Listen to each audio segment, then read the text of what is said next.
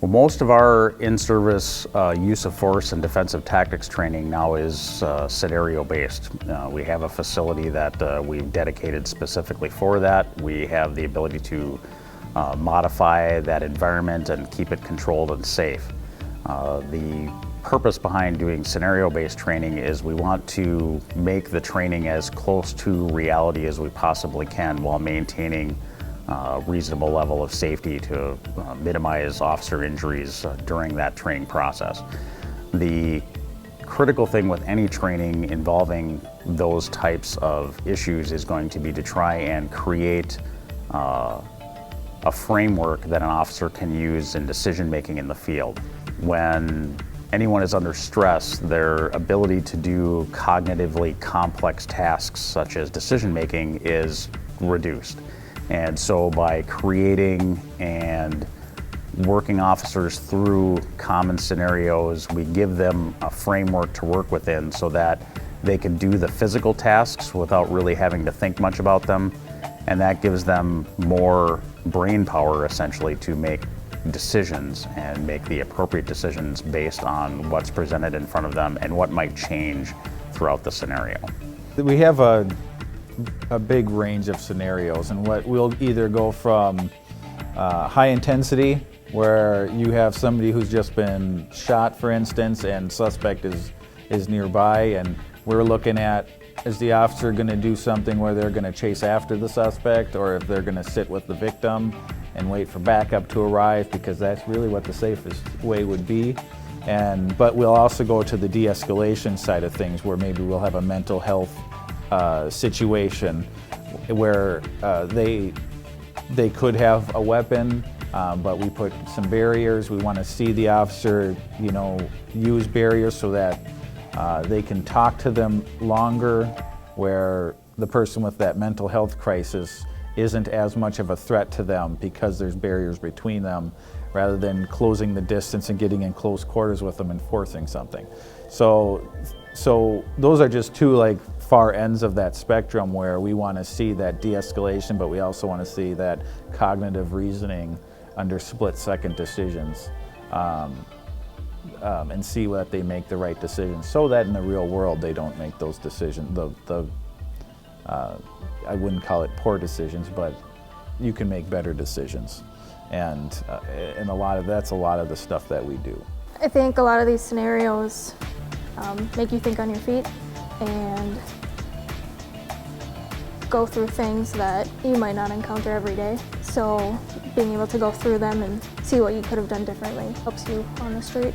It's an unfortunate trend with active shooters that seem to be getting more common, and it's something that we as an agency are constantly training on and looking for new ideas. And we not only work with the ambulance service and the fire service that are close to make sure that whole triage kind of goes smoothly together, but yeah, that scenario at our training facilities, one that is obviously very important, that you can't hesitate to make any decisions, and kind of you're going straight in to eliminate a threat and render aid to victims. All the use of force instructors are field training officers, all are seasoned officers, tons of experience.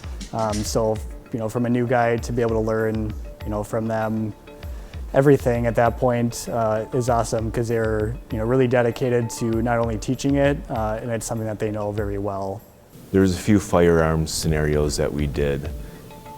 Just the action versus reaction time was huge, and just seeing you be able to react to somebody's action and how much time they have to react on you and you to react on them is huge. And I always think about that through every call and process that in my head as the call's progressing and going on, and if not done, I always think, what if this happens? What if they do this? What if they pull out something and I have to react, that's something I always process through my head on each and every call I go to.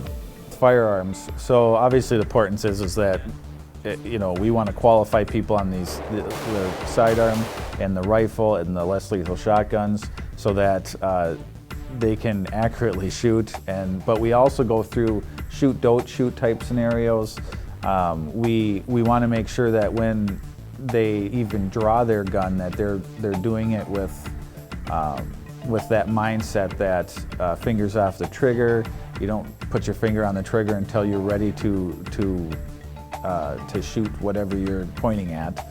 So we want to make sure that people aren't taking their gun out and having their finger on the trigger right away. So we don't want some type of accidental just discharge or something along those lines.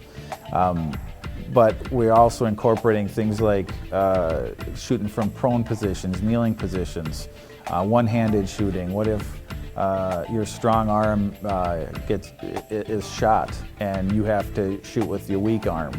How do you reload that way?